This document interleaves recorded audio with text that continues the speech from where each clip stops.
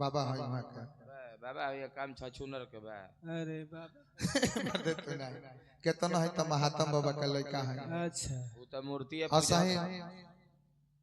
एगो पूर्वज हाथी रखल रहल आ बाबा हाथिया मर गए।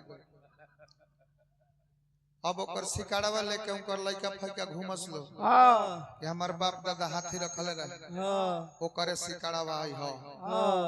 तो हाथी में आ शिकार में अंतर बा। बोले बा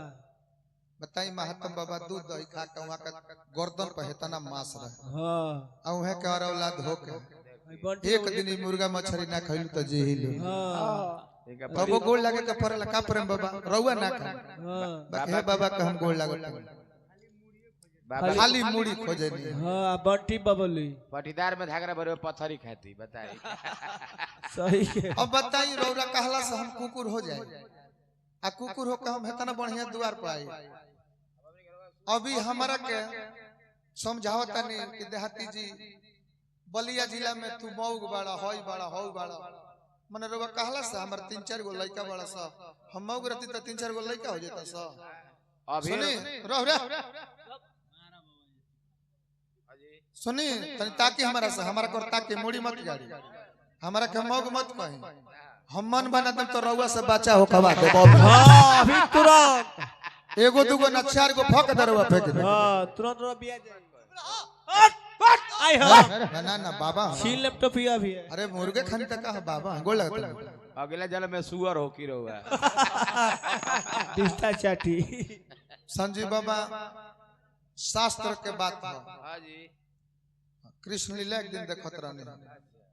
अरे महाराज वही में एगो सीन देखनी का देखरी कंस कहता कि चंडाल ब्राह्मण लोभी ब्राह्मण चंडाल से कम नहीं होता तहिया हम जानी करी बाप रे तो प्रभुनाथ बाबा चंडाले हो हाँ पैसा देख लिया दूसरा ब्यास के मिलो तो मरियो सकत रहे हाँ ये तना गरम काहे रहला नीरज भैया के पूरा परिवार भाई हमार पाहुन है तो वहां संग हम मजाक कर सकत नहीं तो उनका के तू काहे न का भाई बना ले हाँ नीरज भैया के बहन के तू गरियाव अरे ना उ तो हमार भाई हवन उनकर बहन हमर बहन है तो हमर पाहुन हव उनका संग मजाक हम करब तारा बेवत बताऊंगा के अपन तू भाई बना लो आ नीरज भैया के बहन के गरिया दो तारा मुहा में लोग लौरिया क दिया अभी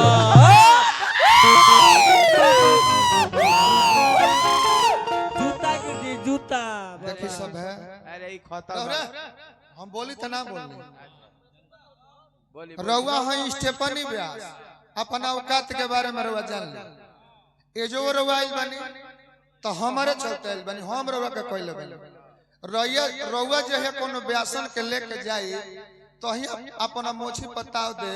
कि हम प्रभुनाथ तिवारी है देहाती तहार साटा हम करेले बनी आजो तहरा डरी में 2-4-5 गो हमारे लागल हो काहे कोनो व्यास ना मिलले त हमारा रउआ के साट के हमने के ले जानी जा रउआ स्टेपनी है ना रउ रेट अधिका हो आ ना हमनी से वेट अधिका हो।